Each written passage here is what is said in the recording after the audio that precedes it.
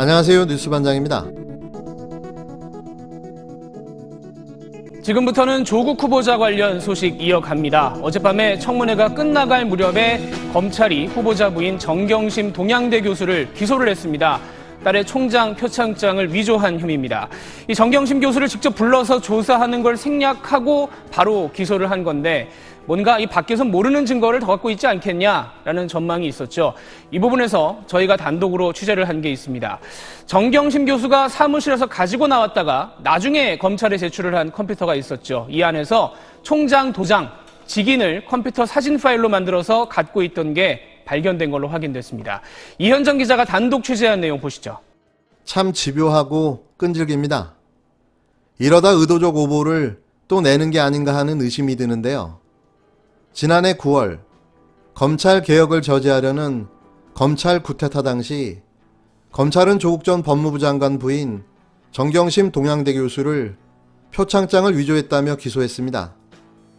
이 기소는 SBS의 결정적 특종 보도로 이루어졌는데요. 당시 SBS는 정 교수 PC에서 동양대 총장 직인이 발견됐다는 특종을 터뜨리며 검찰이 정 교수를 기소하는데 결정적 빌미를 제공했습니다. 이 특종을 터뜨린 기자가 바로 이현정 기자였고 그는 이 특종 기사로 그달의 기자상을 수상하기도 했는데요. 하지만 재판 과정에서 이 사실이 허위였다는 게 드러나며 결국 기소를 위한 검찰과 SBS가 짜고 친 검언유착 공모였다는 사실이 밝혀졌습니다. 하지만 이미 정 교수는 표창장 위조범이 되어버렸는데요. 어처구니가 없는 일인 겁니다. 이 사실이 허위였음이 밝혀졌지만 어떤 누구도 책임지는 사람이 없었는데요.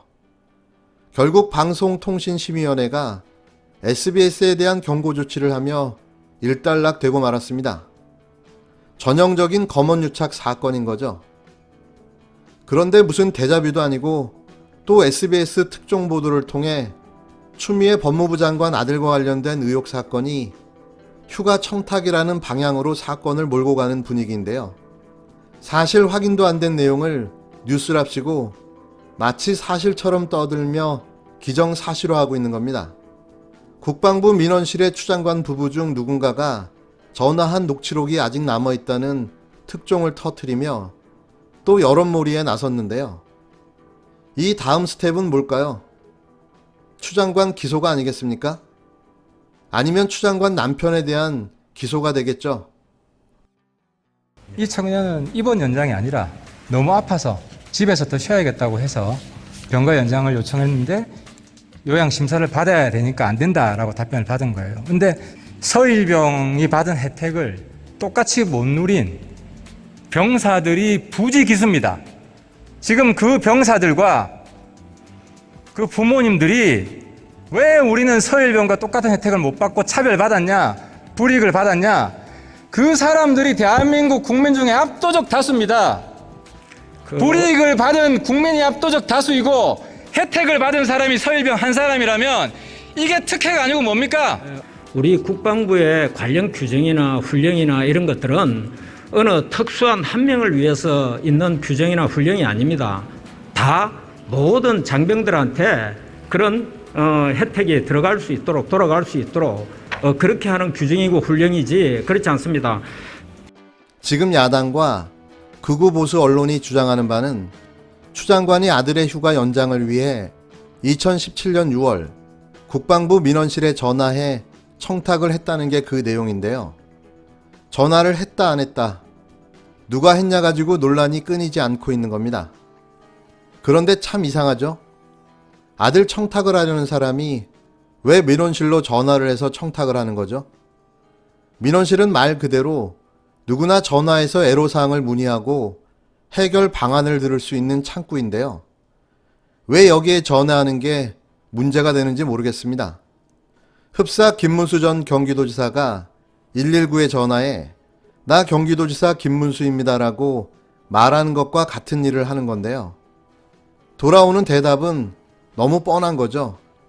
설마 민원실로 전화해 내가 제1야당 당대표 추미애 의원인데 우리 아들 휴가와 관련해 뭘 좀 청탁하려 한다. 이렇게 이야기했다는 건가요? 좀 웃기지 않습니까? 만약 청탁을 한다면 저 같으면 국방부 장관이나 국방위 소속 의원을 통해서 청탁을 하지 않겠습니까? 도대체 국방부 민원실에 전화해서 문의를 하는 게 뭐가 문제인 거죠? 민원실로 전화해서 청탁이 가능하냐는 얘기죠. 이 신박한 논리는 도대체 어디서 나온 겁니까? 전 참 이상하기만 합니다. SBS는 15일 자칭 특종 보도라며 국방부 민원실의 추 장관 부부로 추정되는 녹취록이 아직 남아있다고 단독 보도했습니다. 누군가 병사 문제로 민원실에 전화를 했다면 두 가지 증거가 남아있어야 하는데요. 민원한 음성 녹취 파일과 그에 대한 대장 기록입니다. 3년이 지나서 모두 삭제된 것으로 알려졌는데 SBS는 확인 결과 아직 남아있다고 보도했습니다. 국방부 고위 관계자를 언급하며 민원실 기록은 남아있다고 주장했는데요. 또 SBS 취재 결과 녹취록 파일과 대장 중의 녹취록 파일이 남아있는 것으로 확인됐다고 보도했습니다. 추 장관은 14일 국회 대정부 질의에서 민원실에 전화한 사실을 부인했는데요. SBS는 추 장관 가족 중 누군가가 국방부 민원실로 전화한 것이 사실로 보인다고 보도했습니다. 언론에 의해 공개된 국방부 인사기획관실의 문서는 추미애 장관 또는 그의 남편이 2017년 6월 국방부 민원실로 전화했다고 기록되어 있는데요. 전화는 3년 전 일입니다. 국방부 민원실 규정상 3년이면 기록은 삭제되는 터라 추 장관 부부 중 누군가 민원실로 전화한 녹취 파일과 대장은 이미 파기된 것으로 알려졌습니다. 하지만 민원실 업무에 정통한 국방부 고위 관계자는 지금까지 언론 보도는 잘못된 것이라고 추 장관 가족의 민원실 전화 기록을 삭제하지 않았다고 밝혔는데요. 그는 일부러 삭제하지 않았다. 국방부가 추 장관을 도와주려고 삭제했다는 말이 있는데 국방부는 삭제한 적이 없다고 말했다고 SBS는 밝혔습니다. 추 장관 아들의 휴가 연장과 관련해 민원실에 전화한 사람은 도대체 누구이고 어떤 민원을 했고 어떤 조치를 취했는지는 검찰이 국방부 자료를 받아 밝혀야 하는데요. 이에 같은 날 동부지검은 국방부 민원실에 대한 압수수색을 전격 실시했습니다. 또 검언유착인가요? 언론이 뿌리고 검찰이 줍고 검찰이 뿌리고 언론이 다시 줍고 아주 난리들이 났는데요. 다시 한번 말씀드리고 싶습니다. 여러분이 추 장관이라면 민원실로 전화해서 청탁을 하시겠습니까? 이게 청탁입니까? 아니면 민원입니까? 그리고 SBS의 특종은 이게 특종인가요? 조작질인가요? 어떤 결과로 이 특종 기사가 규결될지는 끝까지 함께 지켜보도록 하죠. 추미애 법무부 장관 아드님 문제 때문에 또 제가 안 짚고 넘어갈 수가 없는데요. 지금 국방부의 견해는 그 휴가 명령 자체는 적법하다 이런 견해죠?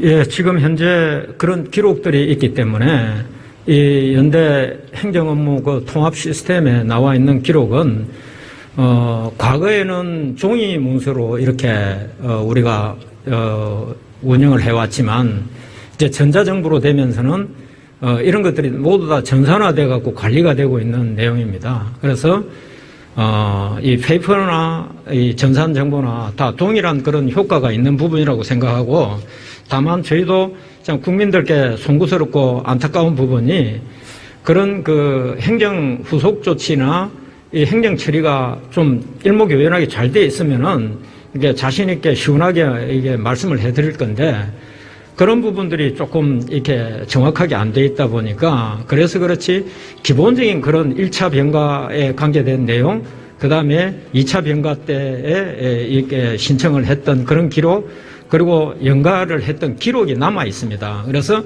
그런 것들을 볼 때는 분명히 허가권자가, 승인권자가 승인을 했을 것이다. 저희는 이제 그렇게 보고, 그 과정에 어떤 상황이 있고 없고 하는 것은 이제 검찰에서 수사를 하고 있으니까 그렇게 밝혀질 것이다. 저희는 그렇게 보고 있습니다. 그리고 국방부 입장 자료를 낸 것도 그런 규정과 훈령에 근거해서 이렇게 돼 있는 부분을 설명을 드린 것이지 다른 뭐 뜻으로 설명을 드린 것은 아니다 이렇게. 예.